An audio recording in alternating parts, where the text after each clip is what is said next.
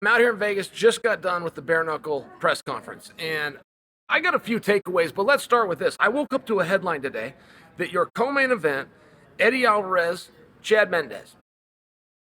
The headline was they will be having the biggest purse. They will be fighting with the biggest purse in bare knuckle history. I'm so curious what that is, right? I gotta know everybody's business.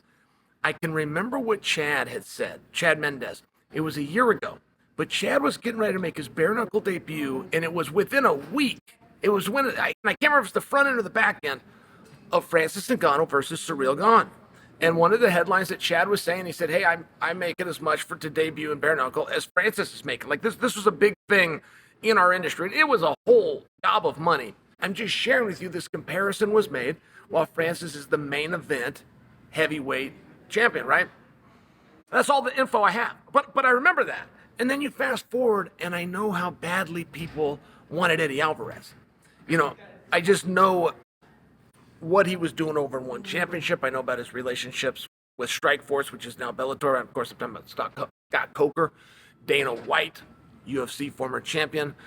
Largest gate in the business is history against Conor McGregor, 17.2, debuting out there in New York. I'm just sharing with you, like I've got some of these numbers are floating through my head. And I can't ask these guys, right? I probably could. They're my friends. I probably could. But then it's weird. If I knew what the actual number was, I can't come talk to you guys about it. There'd be nothing to speculate. I'd rather not know. And I'd rather that we play this game. We talk about headlines and we go ahead and we just try to make a guess. Okay, so Eddie and Mendes are going to fight. And I will tell you, Eddie always gets pissed off.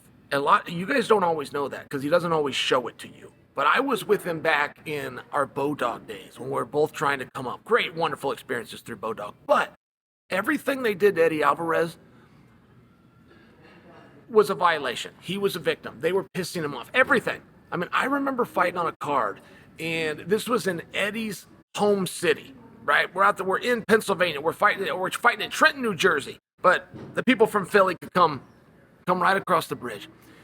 And I go and fight at a normal time, 9 p.m., let's call it. Well, they had so many fights. They were filming multiple shows. They weren't just giving it to the audience all in one dump of one live show. We did like 23 matches that night. So when Eddie finally walked out to do the fight, it was 2 a.m. And he was pissed. And I'm only giving you that. Every single situation that Eddie finds himself in, that's the frame of mind.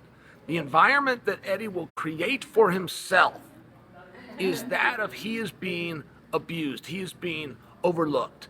And he didn't say today, what about Chad has him angry? But Eddie was angry. I know Eddie. Eddie was angry today. Eddie had an angry look in his eye. When I saw Eddie, he would generally give me a hug and say hello. But Chad was standing right there. He barely shook my hand. Never did look me in the eye. He was kept his eyes right on Chad.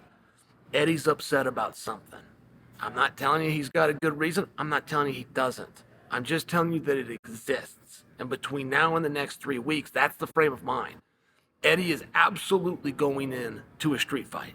But that's all that he knows. And people forget about Chad Mendes. I just want to remind you guys of something. Chad Mendes called it a career over in the UFC.